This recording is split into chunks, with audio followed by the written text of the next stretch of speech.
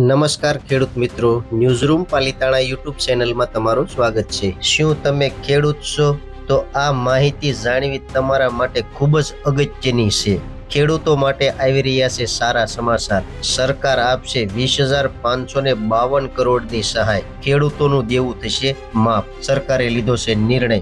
તો કયા રાજ્યમાં થશે બધી માહિતી હું તમને આ વિડીયોમાં દેવાનો છું। અને ચેનલમાં નવા છો તો ચેનલને સબસ્ક્રાઇબ કરવાનું ભૂલતા નહીં, જેથી કરીને આવી નવી માહિતી તમારા સુધી પહોંચતી રહે। લાખો ખેડૂતો માટે નોંધપાત્ર રાહતના સમાચાર છે। રાજ્ય સરકારે વિધાનસભાના ચોમાસુ સત્રના પહેલા દિવસે એક મોટી જાહેરાત કરી છે, જેમાં કૃષિ દેવા માફી માટે 20,552 કરોડ ફાળવવામાં આવ્યા છે।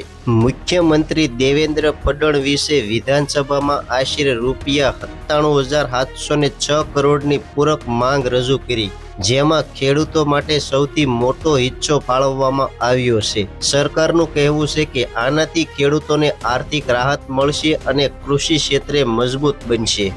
સરકારે પુણ્ય શ્લોક અહલ્યા દેવી હોલકર શેતકરી કર્જ મુક્તિ યોજના 2026 હેઠળ ₹20,552 કરોડ ફાળવ્યા છે।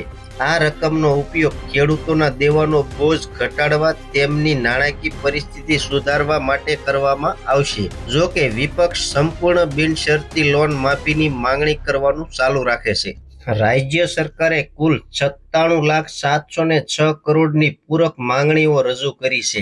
આમાંથી ₹13,825 લાખની ફરજિયાત ખર્ચ માટે, ₹66,559 કરોડમાં વિવિધ યોજનાઓ માટે અને ₹17,321 કરોડ કેન્દ્ર પ્રાયોજિત યોજનાઓ માટે છે। ગોઠવણો અને વસૂલાત પછી રાજ્યની તિજોરી પર ખરેખર વધારાનો બોજ ₹74,817 કરોડનો થશે। સરકારે ઘણી અન્ય મહત્વપૂર્ણ યોજનાઓ માટે પણ નોંધપાત્ર ભંડોળ ફાળવ્યું છે। કેન્દ્રીય મૂડી રોકાણ સહાય યોજના હેઠળ વ્યાજ મુક્ત લોન માટે 10,04 લાખની જોગવાઈ કરવામાં આવી છે। મહારાષ્ટ્ર રાજ્ય વીજળી વિતરણ કંપનીના દેવા અને વ્યાજ ચૂકવણી માટે ₹8,000 કરોડ ફાળવવામાં આવ્યા છે।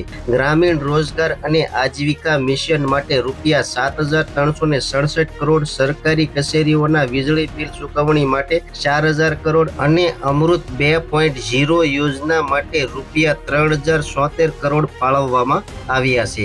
સરકારે શ્રવણ બલ સેવા રાજ્ય પેન્શન યોજનાના લાભાર્થીઓ માટે 2,000 કરોડ અને સંજય ગાંધી નિરાધાર યોજના માટે 1,877 કરોડ ફાળવ્યા છે।